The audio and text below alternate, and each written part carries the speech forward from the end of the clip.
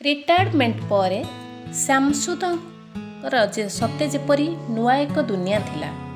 अवसर पाइथिबा समस्त व्यक्ति ठारू नियारा कौन से नियारा जिनसटी ताहा थिला गीता ज्ञान ब्लॉग, जहाँ माध्यम अजाणतरे से देश भितरु और बाहरु मध्य अनेक लोक तांकर बंधु हो जाउथिले।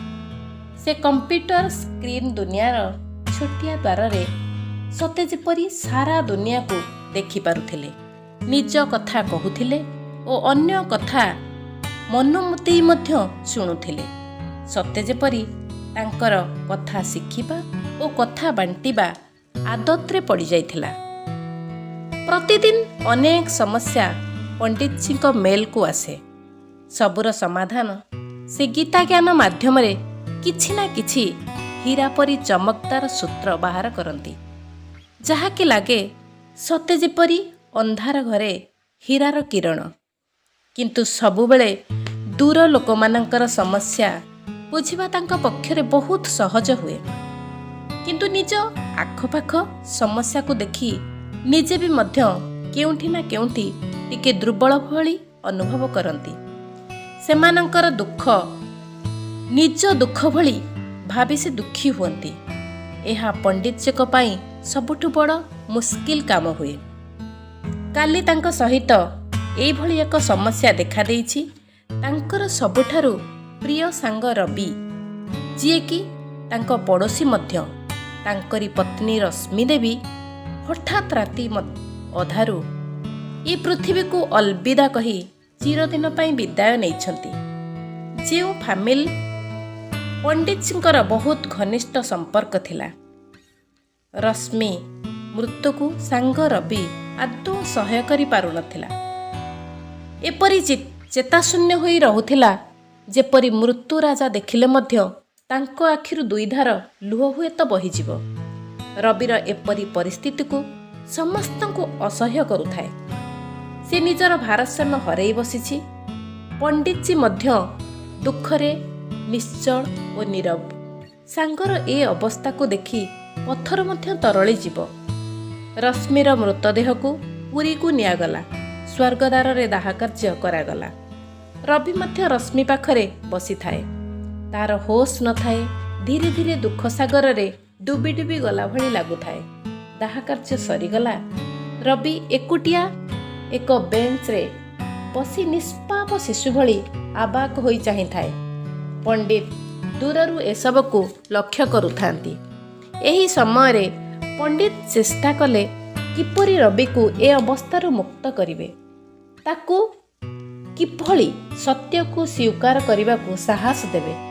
रविकांत पाखक जाई किछि समय परे धीरे धीरे तार कांध उपरे हाथ रखिले ओ टिके रही उच्च आवाज रे भगवत गीतार एही श्लोक पढ़िले। छिन्दन्ति शस्त्राणि नैनं दहति पावकः, न चैनं क्लेदयन्त्यापो न शोष्यति मारुतः। जानिलु रविकांत, एही श्लोकर अर्थ कौन? आत्मा को निया पोड़ी पारे नहीं कि आत्मार मृत्यु नहीं। पानी ताकू ओदा करि पारे नहीं कि पवन ताकू उड़ेई नहीं पारेनी, कारण आत्मा अमर और अजर। ए श्लोक भगवत गीतार द्वितीय अध्याय रे जहा कि भगवान श्रीकृष्ण का मुखरू अमृत होई बाहरी। एहा को सुनिला परे रवि टिके पंडित जी को अनेला और कहिला, एही श्लोक मो साथी रे कौन संबंध अछि? पंडित कहिले, बंधु तू शरीर और आत्मा मध्यरे पार्थक्य भूली जाउछु। तोर प्रिय पत्नीर शोकरे तू सत्य को अणदेखा करुछु। रश्मिर शरीर केवल नष्ट होइछि, किंतु आत्मा नुहे। आत्मा अजर और अमर। ताहा गोटिए शरीररू जाए और गोटिए शरीर रे यात्रा करे। गोटिए जन्मरू गोटिए जन्म को। जेउ शरीर नष्ट हैला ताहा केवल माटीपिंड थिला। जिए जीवन शक्ति ताहा एबे मध्य अछि। जिए अन्य एक माटीपिंड को जीवन देवा पाई चलीगला। एथिपाई शोक करिबा बेकार अटे, निरर्थक अटे। एहा मध्य से आत्मा पाई असम्मान अटे। ସେ ଆତ୍ମାକୁ ସମ୍ମାନ ସହିତ ବିଦା କରିବା ପ୍ରକୃତ କର୍ତ୍ତବ୍ୟ। ଏହି ଜ୍ଞାନ ଭଗବାନ ଶ୍ରୀକୃଷ୍ଣ ଗୀତାରେ ଅର୍ଜୁନକୁ ବୁଝାଇଛନ୍ତି। ଆମର ମୋହ ମାୟା ବନ୍ଧନ ଆମକୁ ସତ୍ୟ ଓ ମିଠା ଭଳି ଲାଗେ, କିନ୍ତୁ ସତ୍ୟ ହେଉଛି ଗୋଟିଏ। ତାହା ହେଉଛି ଏହି ସତ୍ୟ ଯାହାକି ଶ୍ରୀକୃଷ୍ଣ ଅର୍ଜୁନକୁ କହୁଥିଲେ। ତେଣୁ ଶରୀର ପ୍ରତି ପ୍ରେମ ମୋହ ରଖିବା ବ୍ୟର୍ଥ ଅଟେ। ରଶ୍ମି ସହିତ ଜୀବନର ଏହି ଡ୍ରାମା ଏତିକି ପର୍ଯ୍ୟନ୍ତ ଥିଲା। ଏହି ସତ୍ୟକୁ ସ୍ୱୀକାର କର, ତା ମୃତ୍ୟୁକୁ ସମ୍ମାନ ଦେ, ସେଇଭଳି ଯେଭଳି ତାର ସାଥୀକୁ ତୁ ସମ୍ମାନ ଦେଇଥିଲୁ। ମାତା ପିତା ପତି ପତ୍ନୀ କେବଳ ସମ୍ପର୍କ ଶରୀର ସହିତ, କିନ୍ତୁ ଆତ୍ମା ଏହି ସମ୍ପର୍କରୁ ପୁରା ସ୍ୱାଧୀନ। ସେ ଆତ୍ମାକୁ ମୁକ୍ତି ଦେ ଓ ନିଜ ଶରୀରକୁ ମଧ୍ୟ ମୁକ୍ତ କର। ଏବେ ଲାଗିଲା ରବିକାନ୍ତକୁ ଟିକେ ହାଲକା।